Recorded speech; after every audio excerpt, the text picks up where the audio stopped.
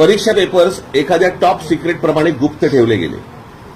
Papers ने आण करत असलेल्या वाहनांवरती जीपीएसद्वारे लक्ष ठेवले गेले. त्यांना पोलीस संरक्षण होतं. हाय सिक्युरिटी प्रेसमध्ये जिथे नोटा छापतात तसे पेपर्स छापले गेले. तितकीच सुरक्षा होती जिथे तिथला कचरा आणि ड्रेनेज व्यवस्थेवरतीही लक्ष होते. नाही त्याच्यातनं कोणी बाहेर काढू देत पेपर वगैरे.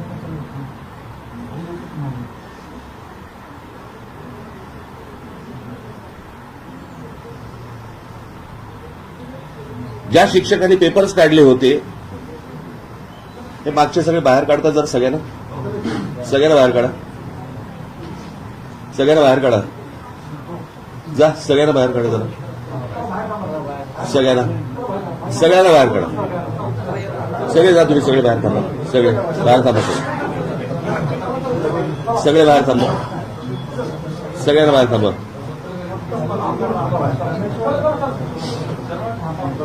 सगळ्यांना बाहेर थांबा. जा तुम्ही सगळे बाहेर थांबा. सगळे बाहेर थांबा. तुम्ही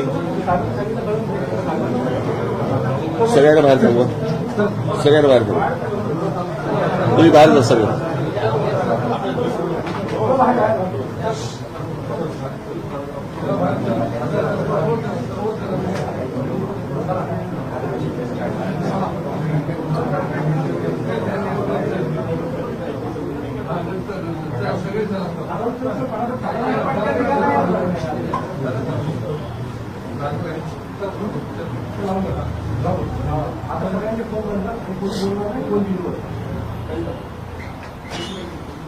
आता शेवटचा मुद्दा.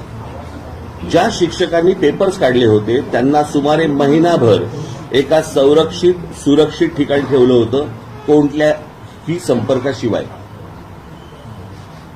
सगळा देश त्या परीक्षेच्या आठवड्यात दक्ष होता.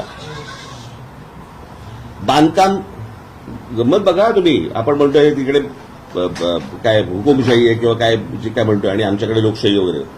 पण आमच्या मुलांनी कशा प्रकारे त्यांचं भविष्य उभं केलं पाहिजे आणि ही परीक्षा सर्वात महत्वाची आहे.